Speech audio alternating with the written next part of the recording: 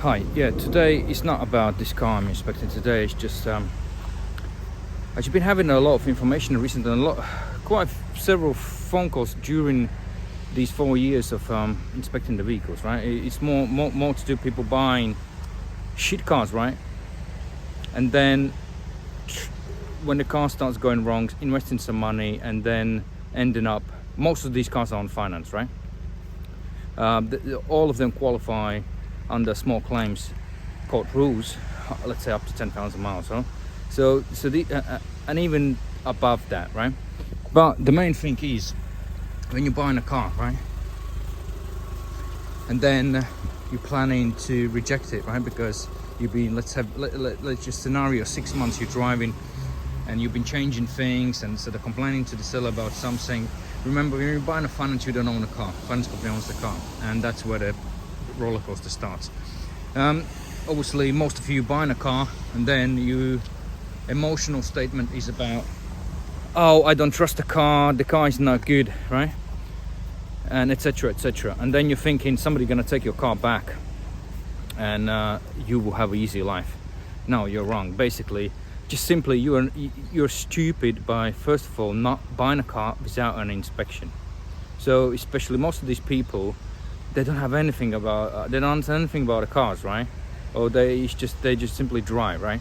But when they come to the litigation costs, I will guarantee you none of the small solicitors will take your claim on, because it will be just too expensive to defend the case based on a situation, because you will have to make a decision what you want to do. It means you will need a proof to that vehicle is not in a satisfactory condition, right? Let's just make it simple. But you don't know how it's going to turn out. So if you're the person who doesn't have any mechanical knowledge, right, and you just assume based on your emotions, oh, the car is no good, no one will take your car back on based on your emotions. You will just end up like an idiot, basically, right? And if you don't have anything about it, you will get an engineer's report, right? And if the engineer, again, depends who will check the car, what questions you're going to provide. If you're going to provide just the basic stuff with the finance company questionnaire are for those engineering companies who does these quick engineer reports, you will lose the claim more likely in a court, right? Even if you get a cheap engineer's report somewhere, you think, oh, I will pay somebody £100, he's going to do a report for me, right? Again, you will lose the more likely if it's not something straightforward as faulty alternator, right? Where you just say, okay, it's a faulty, yes, it needs a new one, it costs £280, done and dusted. Again, you will lose the claim, because remember, other party can dispute the engineer's report, right? Then if it goes in a court, you can ask the court expert witness or single joint expert or whatever they're gonna adjourn to the case, and that means that's gonna cost at least £750. Good expert witness, right, or engineer's report is the same thing. It just depends who does it and what state the things are, right? So that means they are shit mechanics, they are very good mechanics, they're average mechanics. Everything applies same in special litigation cases. So you, first of all, you need a good litigation solicitor specializing in the auto industry only, right? In the consumer rights, and you would want that solicitor to have mechanical support. At least he's got these cases, so there is assessing the balance probability of your claim, right? If you really have a valid claim, because most of the people just assuming they have a valid claim, but when I have a legal experience and things like that, you know, I can straight see if that is a valid claim or not. And if it's a balance of probability, yes, you can go. We got some stupid customers who take in car arguments to court, right, for stupid things where they're assuming they are right? I mean, you can do that, but you're going to be wasting your time, your money, and balance probability. You will lose the case, you know. And if you waste your money unnecessary, you just simply suck it up, fix that car, sell it, right? And never make the stupid mistake again, right? Especially when there are multiple issues on the vehicle, etc. Engineer can look different way, right? You would want engineer to go through all your paperwork, everything like that. see your communication with the seller, just to understand the balance probability if you have a valid case. Because report is one thing, but once it's going to go to the court, they will ask whether you gave a seller a chance to fix it.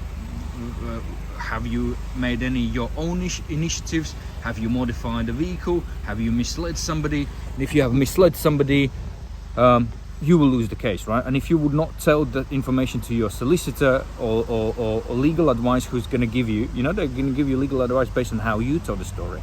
Every story has two corners, right? Two sides, or maybe even a third side, right? And the third side would be more likely engineer's report, looking on your situation statement, how many issues you're claiming about, and what is actually the wrong, or your standard thing will be, I think the car is not safe, right? Not safe to drive. He's got an MOT. Who's not safe to drive? You're not safe to drive. Your judgment is emotional, like for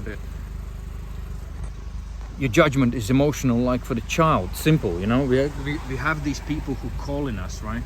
And when you listen to the story, it's complete bullshit. You shouldn't even buy the car in the first place, right?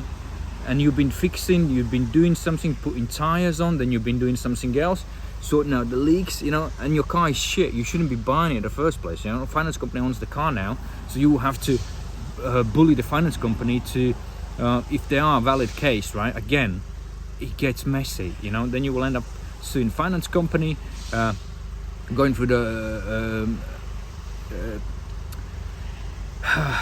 finance company, the process for the claims, and it's just bullshit, basically. Remember, don't buy something you don't need, right? Do the inspection, check the vehicle is not junk, right? Get appropriate extended warranty, right? And don't just rely on sellers' consumer rights stuff, right? They are consumer rights, but when they got messy, and no one will take your car back, you will end up going to the small claims court, unless you have a very good engineer who can write a good report. But that good report will not cost you cheap money. Good report will be at least from £500. On a car exam we charge from £270, but all depends how complicated is your case. If I have to spend a day reading the paperwork and understanding logically whether you have at least a valid claim, whether you're not lying, and what seller have done, have you followed at least the basic principles of the Consumer Rights Act, if you are qualified, and if you're not a business customer and you haven't bought a vehicle for the business purposes, and whether you're a limited company, again the things changes drastically. So check before you buy. Don't be stupid, because majority of people making a stupid mistake by just simply buying something. Remember, you're buying a used car. It can be a junk with multiple issues, and if you don't check and you're buying the junk, it's going to be your costly problem. And if it's your last money, and if you're borrowing, especially if you don't have money with a extortion interest rate on that stupid finance, then you're just an idiot. And they're going to drive you through all the legal loops with maximum terms of replying to you, and it's going to take you at least a year. I will leave you to decide to reconsider. Check the car before you buy. That's the purpose of it. That's the most easiest way to do it. Negotiate the best price, allow seller to fix it. If the car is in a good condition, in consumer rights, in satisfactory condition, fit for purpose, right? So and there's nothing majorly abnormally wrong at the time of the inspection, and you're getting appropriate extended warranty. Most people don't, right? They're just relying on a hope, Jesus is gonna come down and fix your car.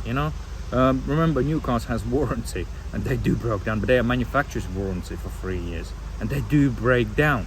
So you're buying a 6-year-old vehicle, or some people buying 10-year-old, and thinking, yes, the miracle, the Jesus is going to be, the Christmas miracle will happen. It ain't going to happen. You're just going to be an idiot, basically, at the end of the day, And then you will cry and tell I don't trust this car, the car is unsafe, you would think, This is the standard thing. This is the most stupid thing you can actually say, I'm sorry being so mean, but it's just people are stupid, and stupid people make mistakes, Especially if you don't have money. Invest in a small